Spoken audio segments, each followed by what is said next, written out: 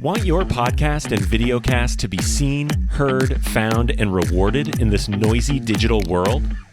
Then join podcast industry experts Tom Hazzard and Tracy Hazzard as they debunk all that outdated and bad advice you've been getting from the podcasting gurus and share what actually works today, bringing you those smart cut tactics proven to feed thousands of brands, blogs, videos, podcasts, and social channels with bingeable original voices like yours.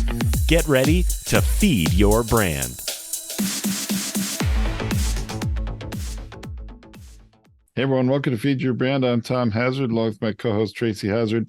Today we're going to talk about reflecting on the past year of podcasting and projecting intentions for the next year of podcasting. I think it's a great thing to do this time of year, don't you, Tracy? Yeah, I mean, I think, look, whether you do this periodically throughout the year, which I recommend, if you started your podcast in the middle of June, a year later, you should reflect on it, right? You should always, for me, it's about every 50 episodes, like every 50, 52 episodes, you should really reflect on it. But for some, they just have more opportunities at the start of a year or the end of a year. It's just, maybe you have some downtime and some time to really think about what you want to do. And that's the reflect part, right? So if we reflect on that past year of what it is, then we can make some plans, some intentions for the next year. And I'm all about intention. That is my theme for this year. Well, it sounds great. What are some of your intentions for the next year? Let me talk a little bit about the reflection side, because it goes to the intention, right? So, I mean, look, there are different intentions for things that you might want to do. So sometimes things are cogs and pieces and tools and in the whole business machine that you have going on for you. So sometimes my podcast is simply, and Feed Your Brand, this one that we're doing right now, is simply a vehicle for nurturing my client base and my potential client base, right? So that's its purpose. So even if I don't find hundreds of thousands of listeners coming from it, the ones that I do are getting well served.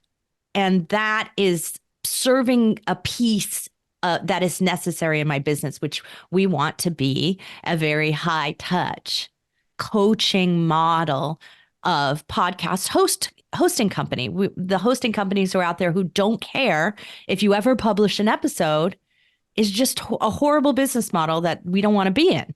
So it doesn't fit our needs. So we have the intention of making sure that. So even if I would this is so inconvenient for me to show up every Wednesday at noon Pacific time and do a live stream, even if I was thinking that in the back of my mind, and I'd love to cut away, because we're making a decision, I'd love to cut away something in my schedule to make my schedule less impacted, it won't be cut, because it has value to a piece of the business that is essential to the core of what our business is.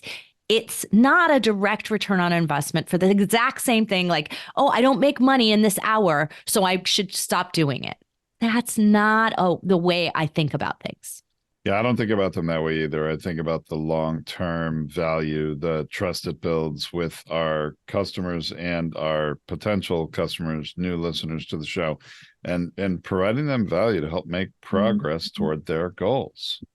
Yeah, right? Absolutely. We did a past year, we did an episode on talking about intangibles, tangible and intangible benefits, return on investment from your podcast. And I think those are a good episode for you to go back and listen to as a partner to this one. So we'll make sure to link to it in the show notes and in the description for this episode so that you can quickly find it. But that is kind of an essential thought process, is that sometimes there's these things that are building your brand, that are about who you are, that are the essence of your business. Sometimes they're simply mechanism you need. I need an article for my newsletter. It's a monthly newsletter, so I've got to at least record one episode a month in order to make that happen, right? So you've got to make sure you're not, by saying, I don't really love this and I'm not getting tons of listeners, so it must not be worth it. You might be destroying another part of your business. And we've seen that. Hey, Tom, tell us some of the stories about people who buy a company that had a podcast and then all of a sudden just discontinue it and discontinue all the blogs, and what happens. It happens all the time. And actually just happened recently with another show that a new company bought the podcast and then actually deleted all the blog content that existed. They really had no understanding and never cared to ask a question saying, hey, is this content important to my business, the business that I just purchased? And, the host of the show knew it, mentioned it to them several times, and still the new companies really had some kind of a not invented here syndrome. It isn't something they actually asked for or thought of or wanted to do, and therefore they thought it had no value. Right. But when they did it, it discontinued thousands of backlinks and crosslinks to their website and thousands of keywords that they were ranking on that no longer happened. And then what does that do is it lowers the traffic to their website. So now they bought a business and they destroyed the foot traffic. They destroyed a lot of the lead generation, benefits that existed and really represented, in my opinion, one of the largest value propositions of the podcast for this business. Right. So then you do that and you now then destroy the ability for you to get new listeners and to grow in that way and for the business to generate leads. So all of those things combined, you have to make sure that you're thinking about this. Just because you want to pull this away, you might then find out like, hey, I don't feel like doing my podcast anymore. This isn't for me this year. The next thing you know, you've got nothing. You're going to work 10 times harder because you've got nothing to put in social media. You've got to now create videos. You've got to now do that work. And you're doing separate work in addition to it. So it's way more effort if you aren't taking a full consideration and look at all the things that your podcast might be bringing you and feeding you. So that's why you really need to sit and reflect first on what has it been doing? Where has it been going? Where have we been using these pieces? What's been happening with this? And what happens if I decide I don't want to do it? Because then maybe it's not an option. And if it's not an option, but you feel that your podcast isn't working for you or something's not right, now you can consider what would make it right.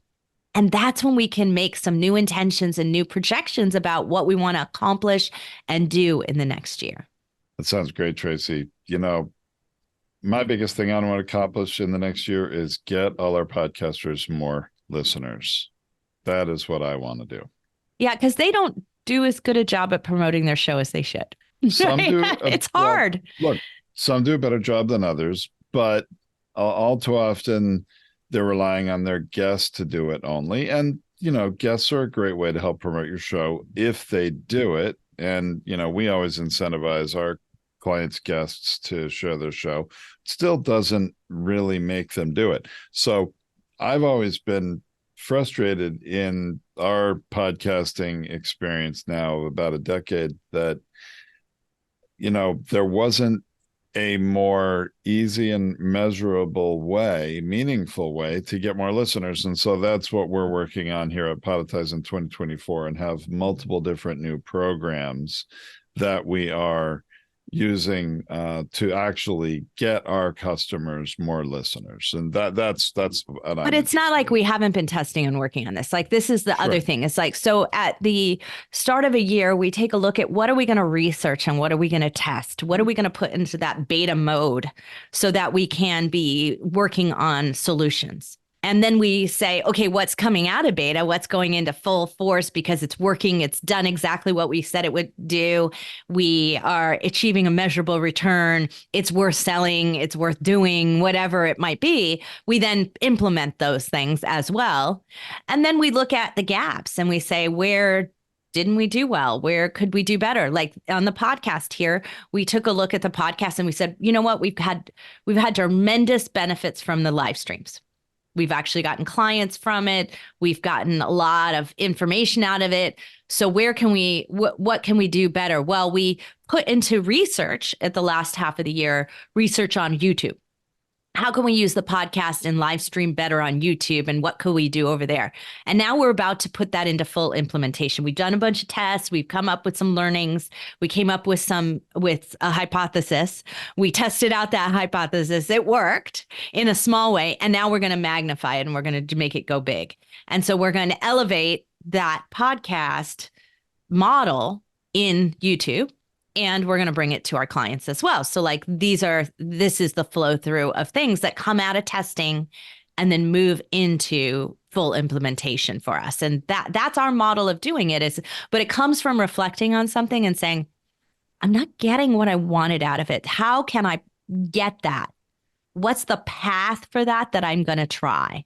And that's really what we look at when we put together a plan. Because look, I like at the new year, everyone kind of goes through and they make their New Year's resolution. We don't make resolutions, we make projections.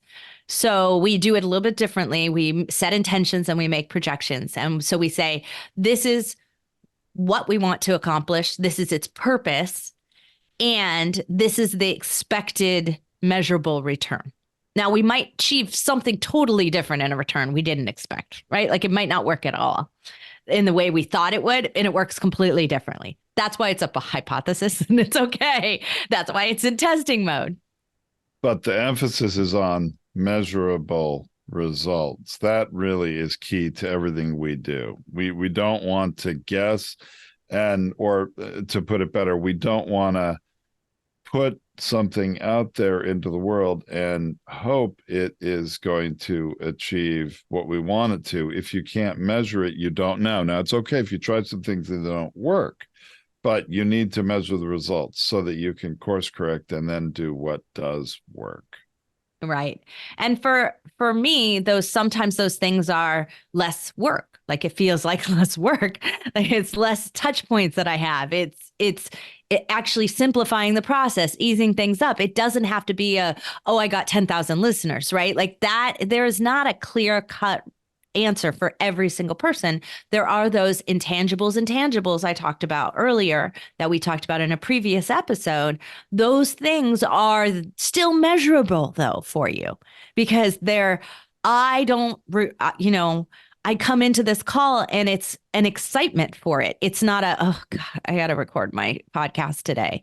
Right. So that's different. If that changes over the course of the year, that's still measurable. You may not have a specific, measure my happiness level, but you can feel the difference. It's measurable in your own ruler, your own scale. Right. And that's what we want to have is we want to have something that says, when I get in and I do this intention is going to have this effect, this result.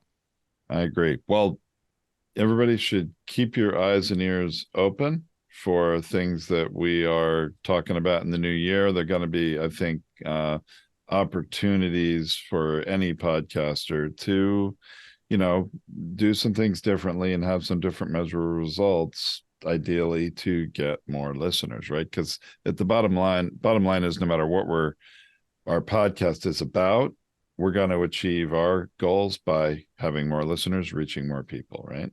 Well, yes, that is true, Tom. But sometimes it's the guest model. So it might be reaching more guests, which is still reaching more people, because if you don't have a show that's like visible out there, then your guests aren't as attracted to coming on it. So even if you have a guest model, because I hear a lot of you going, oh, but that's not my model. I don't care about the number of listeners. And I'm thrilled that you don't care about the number of listeners. I'm glad you have a model that works. But the reality is that the more high-powered guests you want to attract, the better show you're going to need to have. And it's not always about, and this just happened to me in the last week. It's not always about the number of listeners. It's about how visible out there you are. So I had a past guest who I don't think he's been on my show in 3 years, maybe. It's been at least 3 years, maybe even longer. Maybe 2019. It was the last time he was on the show. And my name came up in some kind of call that he was on with somebody who's a partner with us. And the next thing you know, he was like, I saw you in 7 places in 2 hours. I saw you on LinkedIn. I saw you on YouTube. I saw you on Facebook. I saw you here. I saw you in someone's newsletter. And so he just looked at all these things and said, I'm missing out, not talking to you. How did that happen? So he became aware of me. And then all of a sudden I was everywhere. That has nothing to do with the number of listeners. Has to do with how good I am at repurposing and connecting and having people share our show, because a lot of those came from other people's feeds, not from mine. And that's really good. So there are ways for you to still achieve your goals without having it just be more listeners. But it does need to be promotion, right? You're promoting your show. You're out there sharing it. You're out there doing those things. That should definitely be an intention. And it's going to get harder. There's a lot of changes coming up that you may not be fully aware of, and you're going to be trying to catch up when the algorithm shifts. So a lot of you are going to lose a lot of download numbers in the next 6 months because everybody's resetting their numbers, and there's a bunch of algorithms going in, and IAB is put in a push and Spotify is put in a push, and you're going to see your numbers down. I think there's lots of people who are already seeing that. And so now all of a sudden you just lost the downloads you thought you had. What are you going to do about that? How are you going to figure out where you're going to go? What's happening? What are you going to measure? Because obviously downloads is, I'm going to say adjustable by your hosting company, which is a terrible way to look at it. Not an intention we have here, which is why we refuse to comply with IAB and the other type of models for it, because I think it does a disservice. So these things are coming up too that you don't know about. YouTube, Google Podcasts going away, and YouTube coming up. There's going to be a lot of things that are going to happen to you in the next year. And if you aren't clear on your intention and your purpose and what you're going to double down on and what you're going to cut away and not do anymore, then you're not going to be prepared for what happens. You're not going to be able to respond quickly to those things because you're still going to be catching up on other things over here. So be thinking about that as you go into it. So my number one goal for the next year and my intention is to make sure that podcasters don't get screwed by AI in the next year. That's my simple intention. That is everything that we're building in this company, everything that I'm doing personally, everything I'm talking about, how I'm out there advocating. That's my intention for the year. What about yours, Tom? Well, my intention, I stated it earlier, is really just to perfect these several different tactics that we have been testing and are now rolling out to our customers that will get them more listeners in a passive way every day and every episode they publish. Valuable listeners, like that's the goal, right? Sure, action-oriented, relevant, listeners that would be interested in what they have to say. And I know that's different for every show, but there are very real ways to do that. Yeah, because there's a lot of people out there who's pushing messages out there that says, I'll get you more listeners. I'll get you more downloads. I'll get you more this. Or and this I'll is get not you that. more reviews. I'll help you at the top of the charts. It's not about that. I don't care about the top of the charts. We're really talking about more listeners, more subscribers, and a steady climb over time. Well, that's what we're going to talk about next week. We're going to talk about how to get on the top lists, but that doesn't mean the charts. And we're going to make the distinction between the two things as well next week. So I'm so glad to have been with all of you for the past year. So my reflection on that is I have enjoyed every minute of our coaching calls. And I look forward to the next year full of them. And our intention is to be even more targeted in what we do with our SEO and our topics in the next year. So you can see us dialing that in next year as well. So we've got like micro intentions and big macro ones as well. So you'll be seeing them in play. So stay tuned to Feed Your Brand. Heard something useful today but didn't have a chance to write it down? No worries. Tom and Tracy have you covered. Head to Podetize.com where you can get free tips, resources, advanced masterclasses, and launch boot camps. While you're there, book a free audit to find out how your podcast scores against the competitors and what you can do about it. Last thing, don't forget to follow Podetize, Tracy Hazzard, and Tom Hazzard on social so you can ask questions during their next live stream. Until next time, keep podcasting.